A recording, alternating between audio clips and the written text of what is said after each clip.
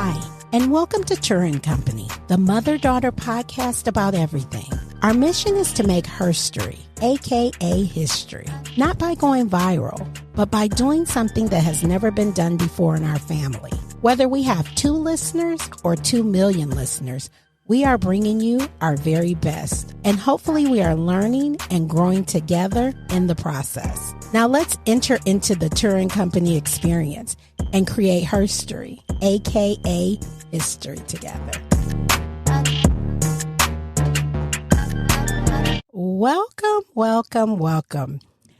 Welcome to another episode of Tura and Company. Yay! I am one of your hosts, Tura, and I am joined by Chelsea and Ariel. All right. Well, let's get started. Let's get right into this episode because in honor of Valentine's Day, we have a love episode. This week's episode is all about love and your love language. Yay! Boop, boop. Those are so weak, but anyway. All right. So this week's show, this episode is discussing love languages. And if you're not familiar with love languages, let me tell you, I stumbled upon this some years ago and it kind of changed my life a little bit. What do you guys think? Did it change your life? Absolutely. Yeah. Yeah. Cause it's like once you find these, your niche, then you kind of know how you like to receive love and how, other people in your life like to receive love, and it kind of helps you maneuver through love. I think. And it just kind of creates like an open dialect with you and like the other people in your life. Dialogue is the word you're looking for. Sorry.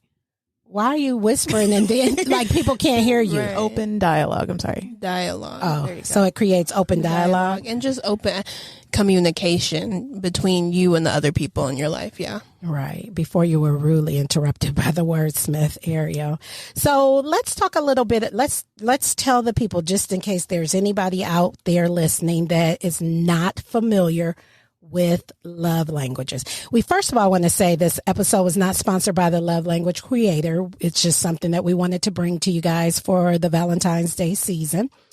And what love languages are there are 5 different ways of loving, according to Dr. Chapman, who is a marriage counselor who came up with this concept of the love languages. So the 5 different love languages are words of affirmation, acts of service, receiving gifts, quality time, and physical touch. So as stated, we're going to go through ours, kind of talk about what ours are. And guess what? Like, I love you guys. We are so thankful for the support that you guys are giving us. You guys are listening. We're almost, at the time of this, we were like almost at 200 downloads, which is so great. And we thank you so much. But if you have not done it yet, please, please, please follow us on Instagram at Turin Company, because we want to hear from you. We want to know what your love language is. If you don't know what it is, you can access the test, love language test you can Google it and take the test there and find out your love language. I'm telling you, if you do it, it will change your life. And if you've done it, then drop us a line. Let us know on our Instagram what your love language is and, how it enhanced or created the struggle. Drop us a line. Drop us a line. You never heard nobody say drop us a line? That feels like a very old It thing. probably is, because I'm old. Now what? We have all kind of listeners. We got my mama listening, and she is 68 years young. So it's all kind of people. She don't know what I'm talking about. Today, you got the old generation, which is her. Old generation, old school, which is mom, and then the new school, me and you. So for the new school people, because normally it's the old school. Just drop a line. Drop a line means thinking too much into it. Like, you just gotta have a definition. Yes, for I everything. do. Actually, drop a line just means send us a message. Okay. Drop a line. It's like a line, like you're writing a line. Like back in the day, you used to write stuff. You would write a line. Back in the 1800s. Oh my God, we're not gonna waste this episode talking about that. All right. So let's jump into it because I am in love. See what I did there? I am in love with this week's episode. So let's get started. We're going to start with Chelsea today. Chelsea, what are your love languages? And just before you go, let me just tell the audience, the concept of the love languages is you have a primary and then you have a secondary. So that's why I'm asking Chelsea to tell us her love languages. Because when you take the test, you should come out with two, a primary one, something that you It's like a range high. ranking, like a percentage. So you just take the one with the two highest percentages. Correct. So go ahead, Chelsea. What are your love languages? So my primary love language is quality time. My secondary love language is physical touch. Now, I won't say that these kind of came as a shock to me when I took the test, because I always just used to assume that for sure physical touch was one of my love languages, because I always like to touch people, certain people. I don't go around touching just random people all the time. But when it came to the quality time, it's not really one that I was expecting, but looking back on different situations, it made more sense, because I always thought maybe it was going to be an acts of service, not acts of service. Words of affirmation. Yes, words of affirmation. Okay. That is what I thought it was going to be. Yeah, but you don't care about words. You really don't. No. So I could definitely see when you tell me quality time and physical touch, I can definitely see that, because you always want to hold somebody's hand. It's annoying. You never but want to do. hold my hand. Like I said, certain people. Wow. Because you're very touchy. So because you're very Really? touchy with me, I don't want to, like, it sounds She likes weird. the resistance of I the do. touch. Well, not That's so resistance. crazy. That's That's so funny. toxic. It's just That is. because the fact that you always want to touch me, and sometimes I'm not in the mood for it.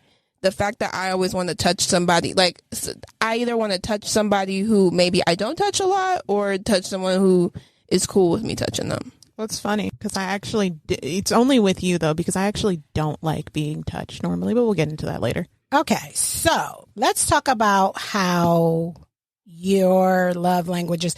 Do you feel like you try to impose your particular love languages on other people? Like if you meet somebody that's gifts, do you try to meet their love language by gifts, or do you try to smother them with your love language?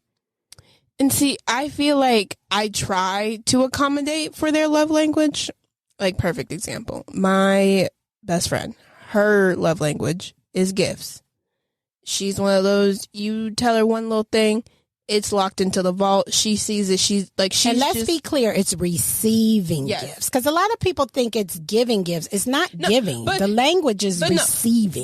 But for her, because that's what I was going to get to, but for her, it's both. It's receiving and the giving. Like with her, a gift that is not sentimental to her, it will make or break something. So right. that's but let me, I don't mean to cut you up, but let me tell you why you think it's receiving and giving.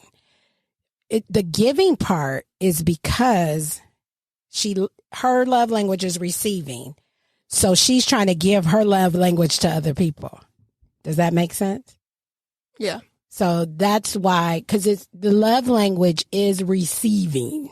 So a lot of times, and I'm going to talk about it a little bit because that's mine. That's my primary.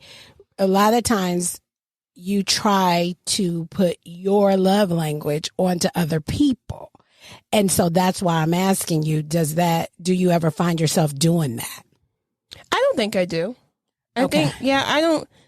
So if you met somebody that their love language was words of affirmation, would you meet them at words of affirmation, or would you think that you would be trying to physically touch and quality time them? Well, and because that's something that I was going to get into as well. Words of affirmation, I feel like, is a love language that I do struggle with because, like you said, I'm not into words. Yeah.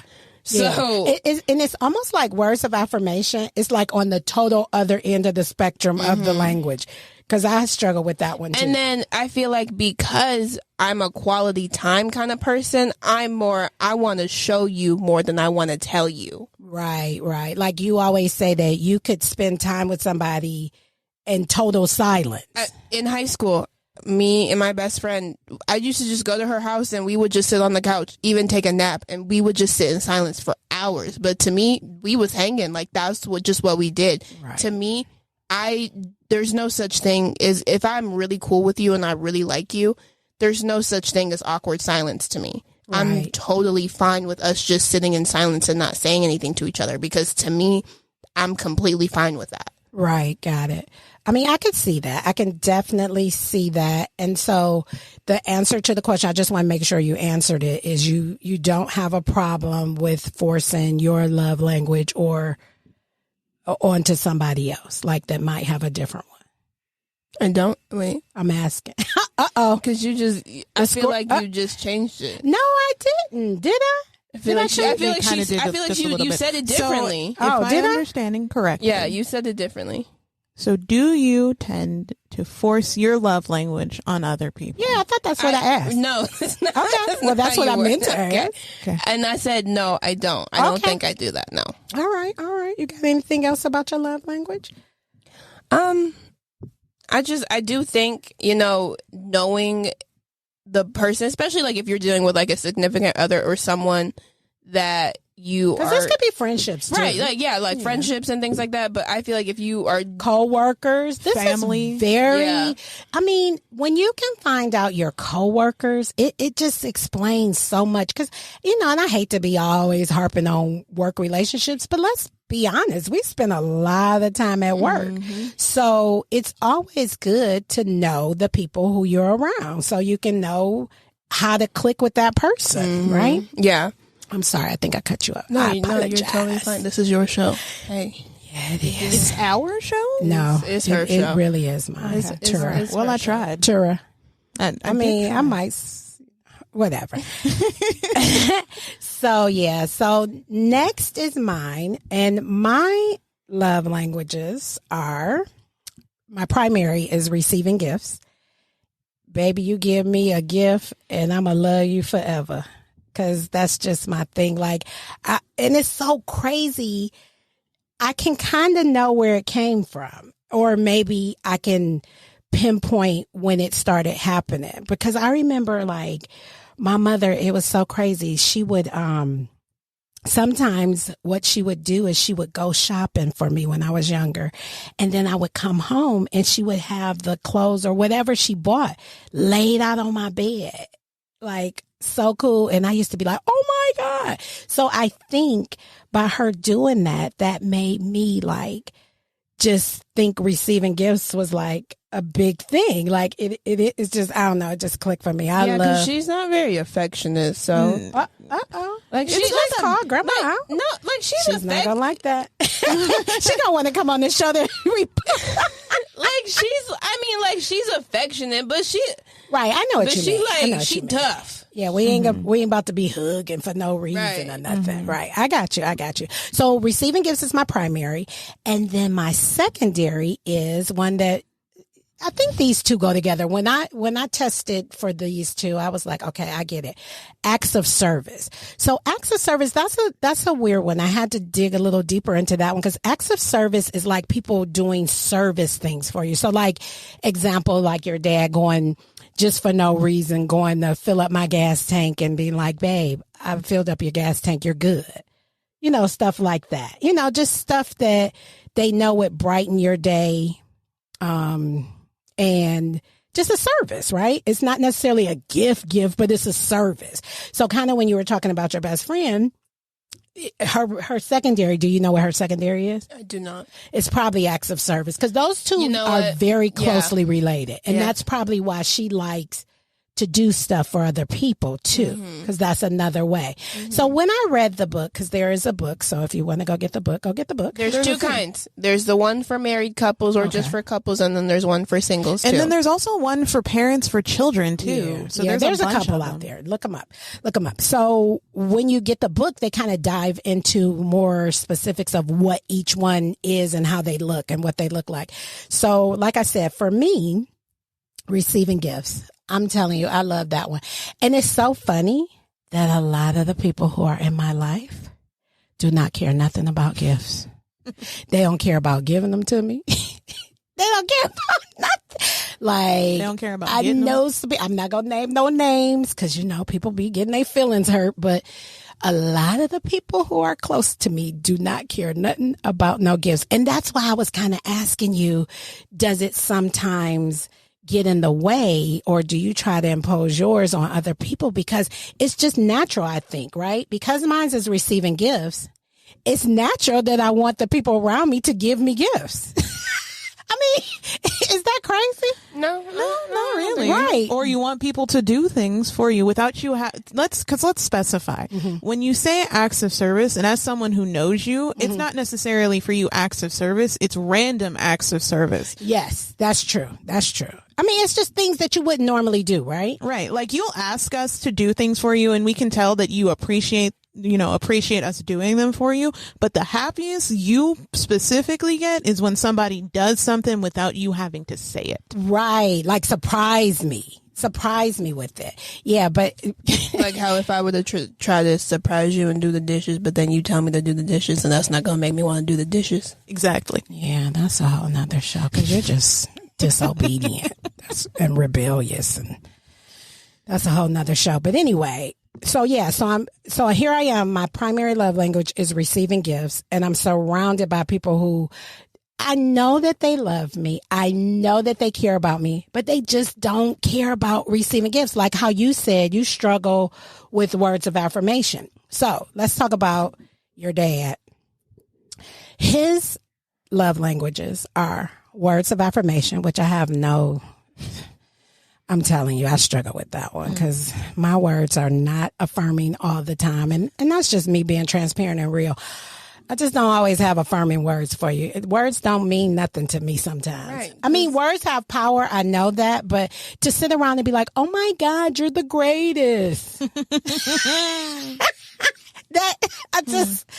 I just don't know what people would get from that. But some people don't know what I get from getting gifts. So I get it. So your dad says words of affirmation and physical touch. So I totally get them, right? I totally get them. But I struggle sometimes with him understanding my love language and doing for me the receiving gifts and the service acts. And I struggle with giving him his words of affirmation and the physical touch. I'm so sorry to cut you up, but I want to go back to the whole you saying if you're imposing your love languages on other people. And because I want you to know that you do. 100%. Because well, that's what I didn't just say that? I'm just saying. You about to give examples? I'm about to give an example. Nice. When you go to the grocery store, or you go to CVS or something like that, you be like, oh, you know what? Let me grab Dad's favorite candy bar. Let me bring it home to him. And then I remember one time in the conversation you said that he doesn't do that. Right. So it's so true because, so everybody who knows me and now everybody listening is going to know. It's a weird candy bar, but my favorite candy bar is Chunky. And you can't find them everywhere. Like the only place that I know that always has them is CVS and Walgreens. So your dad goes, he picks up his prescriptions a lot. He'll go to CVS. He knows my favorite candy bar is Chunky. And he doesn't come home with the Chunky. And it just blows my mind. But every time you go to the store, I get him his little cookies and cream. Right. Because I know that is his favorite. And when I'm standing in line, I see it and I'll be like, oh, let me get it for him. Let me get it. So hopefully when he listens to this episode, he will feel the peer pressure that I am putting on him. And when he goes and picks up his prescription, from this point forward, he will go in and get me a Chunky. Either that or he's going to lie and say they didn't have them. Good luck.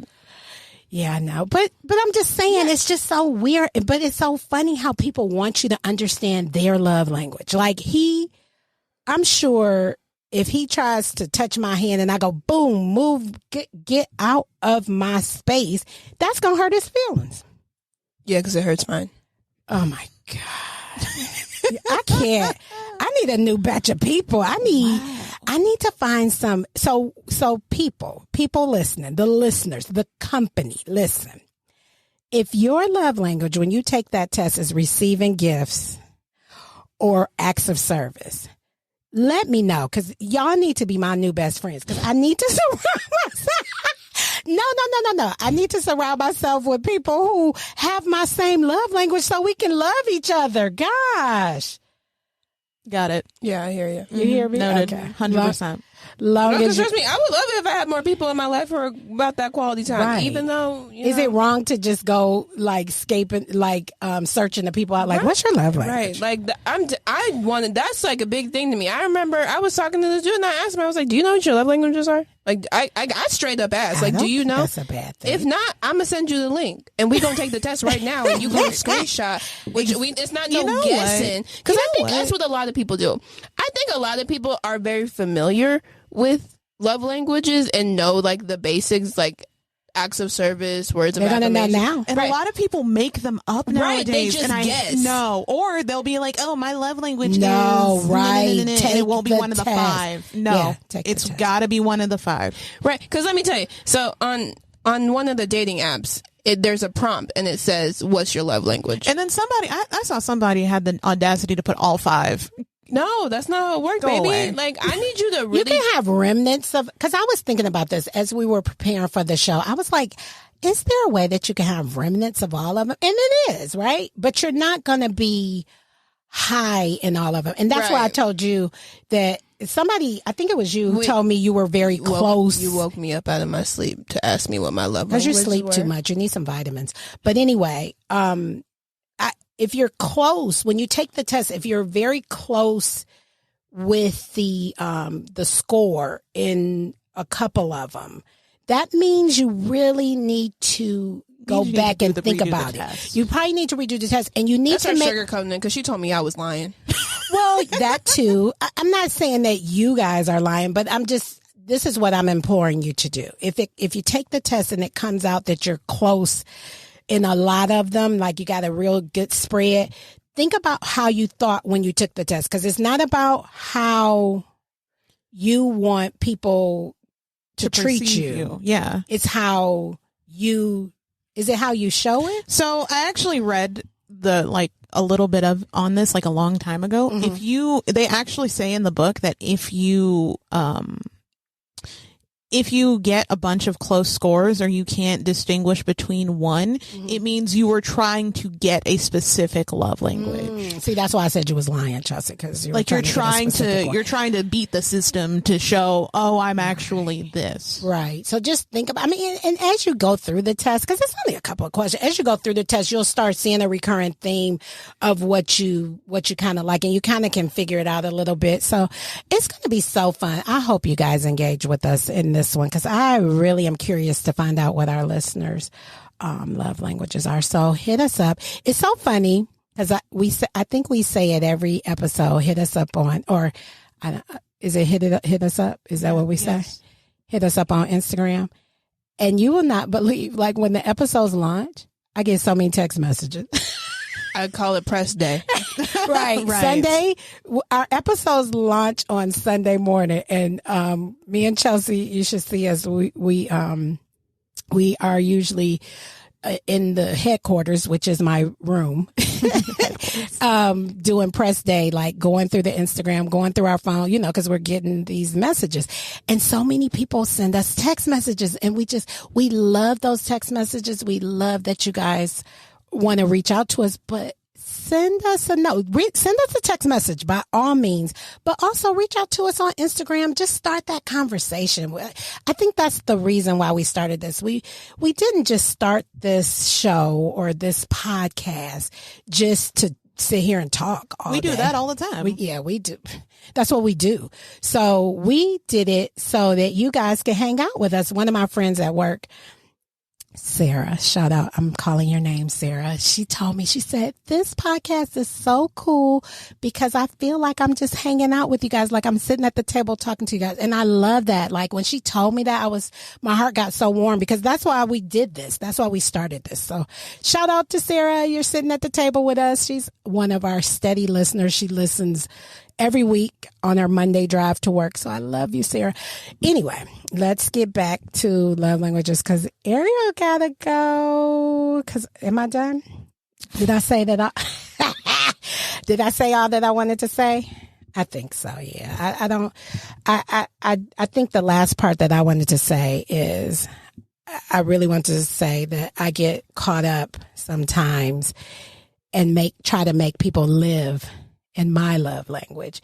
And so I'm a work in progress. I tell you guys that all the time. I'm going to really focus this year, 2022, in living in somebody else's language or speaking to somebody in their language. So the people who know me, who I know your love language, call me out if I'm not speaking to you in your language and trying to speak to you in my language. All right, it's on recording, so bet. Anyway. All right, Ariel, what is your love language? It's funny that you mentioned that both of you don't understand words of affirmation, because words of affirmation is mine. We don't. It's not that we don't understand it. It's not that we don't understand. We just don't have use for it. Okay. Anyway, we are so my primary love sure. language is words of affirmation. Like your dad? Yeah, and then my secondary is quality time. Like your dad? No, his physical touch. His physical touch. Mine that I can't relate to is physical touch. Like that one. Then why do you always want to touch me? Because I know you don't like it. Both of y'all need therapy. Because it's just ignorant. Because I know you don't like it. And I personally... Right, because if you try to touch Ariel, she'd be like, no, don't touch me. Oh my God. Get away from Which me. is kind of weird. Like, it makes me feel creepy. Like, what did I raise that she don't like to be touched? Not a what? What did I raise? What did I raise that she doesn't like to be touched?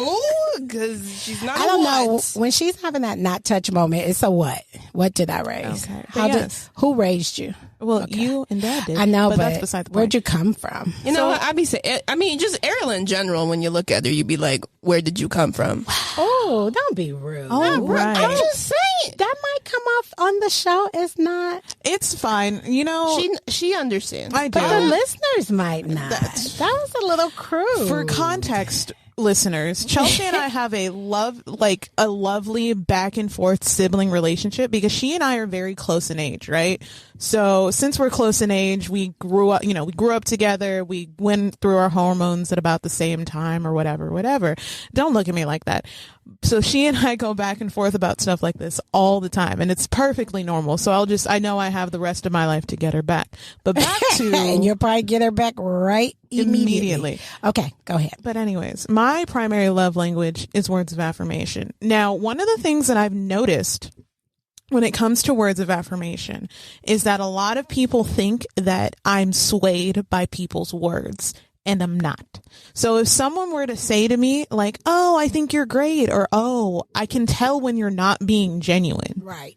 I get like, that. it's not hard for me to spot some tomfoolery and BS and mess from a mile away. Like, I can tell when people are like, oh, well, they just tell you the like you're a compliment to me. genius. Right. When you just did regular 2 plus 2 when I did is something 4. normal, like I know, like, yes, I'm a genius. I know that, but I'm not wow. But I'm not a genius because I was able to do simple math. Like, or if someone tells me that they love me and they don't, it's not hard to spot. Let me stop you on the math because we were struggling last episode. Stop. We not gonna go there. Why are you bringing up old stuff? Right. Why? It wasn't the last episode. It was 2 episodes ago. Whatever it was. So one of the things that I also noticed is also my secondary is quality time. So like Chelsea said, with her best friend, she can sit in silence and do nothing. Me and my best friend, one of the things that when we lived together for a long time, one of the things that he and I would do was we would find a show to watch. One of us would make dinner. The other one was responsible for doing dishes. And we would just sit and watch a show. And that was a great, fun time. No problems.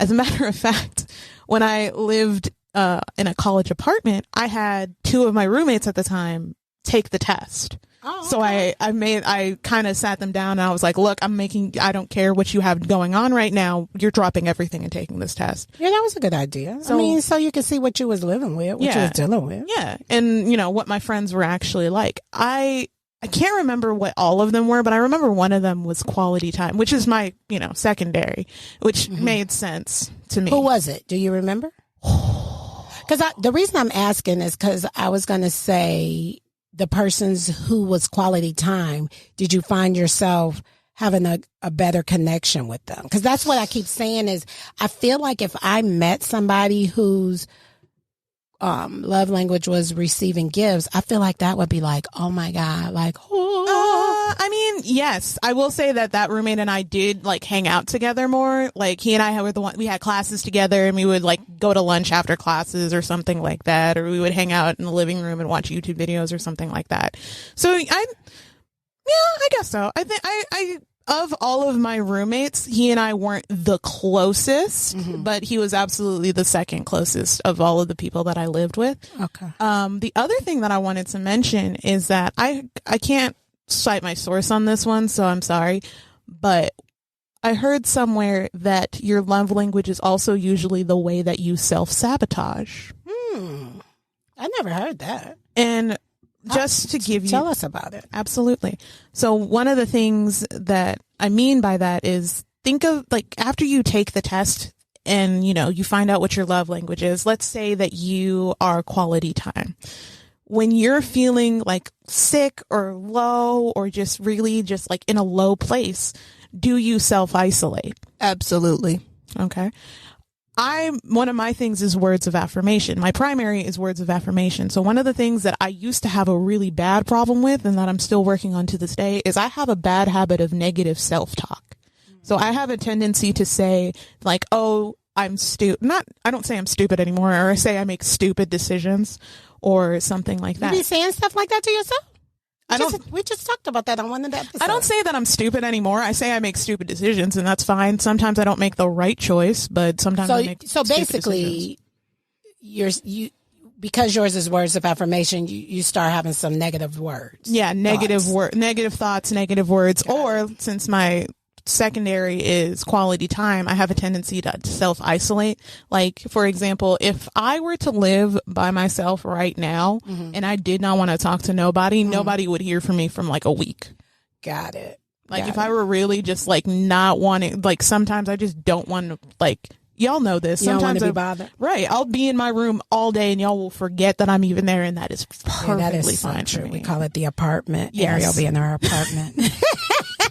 So that's so funny that you say that, because I do I'm trying to think. I don't think it's when I'm low, but say something not so good might have happened, or just sometimes you just wake up on that wrong side of the bed. Exactly. That's what I mean. You know what I do? I like to go shopping. Yeah. So that, and buy myself some gifts, receiving gifts. So yeah, you might be onto something there, buddy.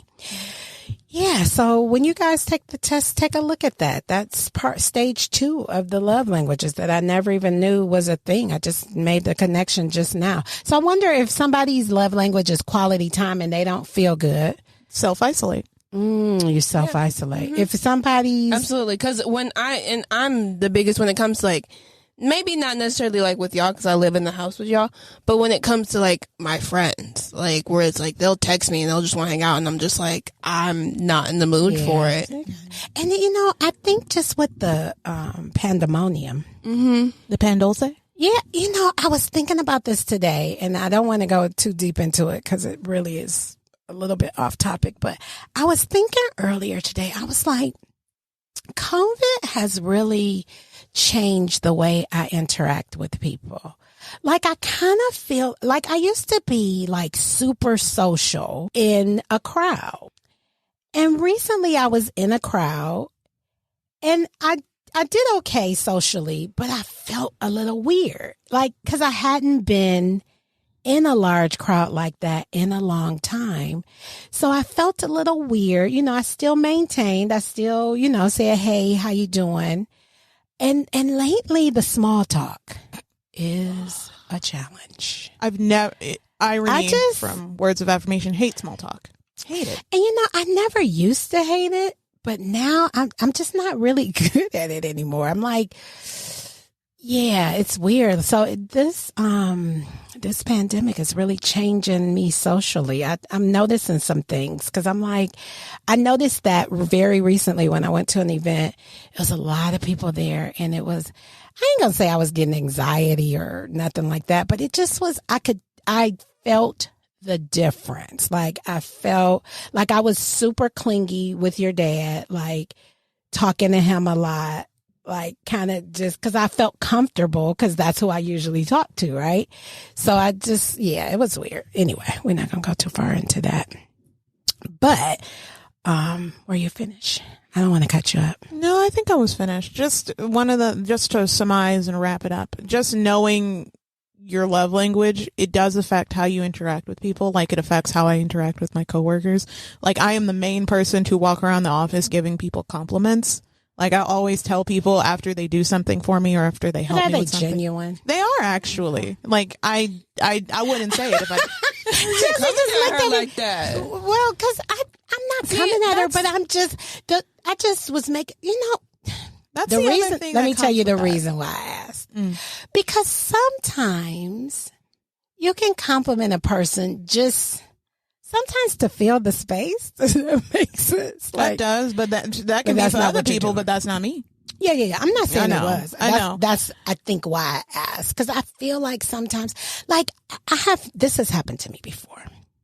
Like, I've had the craziest hair. Like, sometimes I wear wigs. And they'd be like, oh my gosh, I love your hair. When they know. Right. When and it'd be crooked. And it'd be crooked. Like, literally, one day I had on a wig and I had, like, tilted it. Like, some kind of way I tilted and I didn't care because it was the end of the day.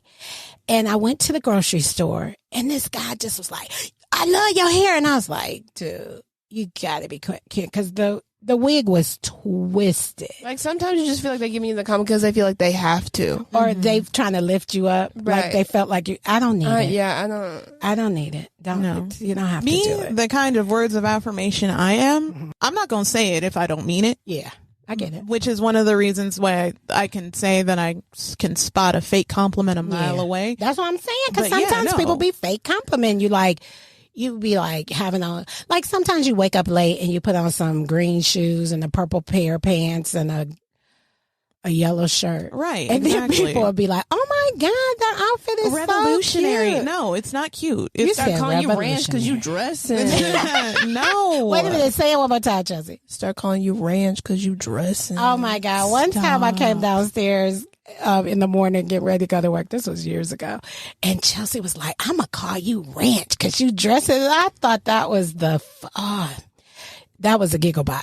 I just Gigglebot? Yeah, Gigglebot. I just made that up. It ain't nothing coming from nowhere. I just, when I giggle real hard and almost pass out, I call that a Gigglebot. Noted.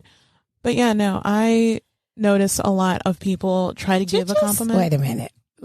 Wait 1 minute. What just happened? Did you just noted me like noted?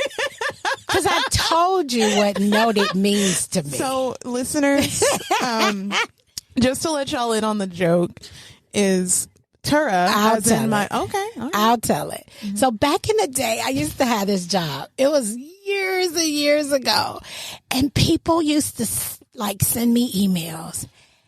And they would be like telling me crazy stuff. Like they would be like, yeah, do this and do that and do this and do that. And then, of course, I used to want to come back with a smart comment or remark, but I used to be like, what's the professional way to do this? The professional way to say F you, basically. No, why are you getting so hard with it? It wasn't even F you. It was just like, sometimes people send you just crazy emails where you'd be like, what are you talking about? So anyway, in this job, people used to send me stuff and I used to be like, whatever. And I would type out this long email and then I would erase it all. And then I would just put noted. So if I just put noted and send it, like I wouldn't put any other words. I would put noted, period, and send it. Mm-hmm. That Not was my signature. That was my noted. way of like getting back with you when you sent me something crazy. So I don't do it anymore. Just to be transparent, I don't. I really don't. I really don't, because that was that place. It was a little weird, but I don't do it anymore. But it was so funny. I used to do it all the time. I say no to it a lot, and now the person that I mainly say it to holds me accountable. So now I literally, whenever I say noted, have to put what I'm noting in my notes app on the phone. Because like they hold what do you mean? Like they hold me, like whenever I say, like when I'm talking to someone and I'm talking to them and they'll say something and I'm like, okay, like noted, because how you said, just to kind of like get through the conversation, and they take it seriously and they're like, okay, like, And They then, like, think they'll you're try, really noting and it? then they'll try to bring it up in a couple conversations later, and they're like, "You didn't notate it." So now I like seriously like keep a notes folder. That's crazy. In my phone Because anybody knows that noted means noted is not really noted. Thank you. And it's just like they don't get the joke, and I'm like, come on, Like, I'm gonna need you to catch on. right? Catch like on. I'm saying noted because I want to move on to the next conversation. I say noted just I don't know, because but it's noted. just the way you say it, the tone. You'd be like, noted. Like, you can say, Ariel, I need you to, I don't know, pick up something or do something. You'd be like, noted. Noted. And see, it's the noted with nothing else behind Noted. it. That is what, like, makes it cut. Just Noted. Noted. We're going to start a noted revolution. Now people are going to be like, noted. Good. Love it. Love it. That's going to be their way of getting back at somebody professionally. Noted. So if you're on the phone with somebody and you say something and then they be like, noted with nothing else behind because I it. do be making mental notes when I be saying that. I be saying, I'm sorry. Proper English. I be saying. Proper English. I ain't be got no weapons.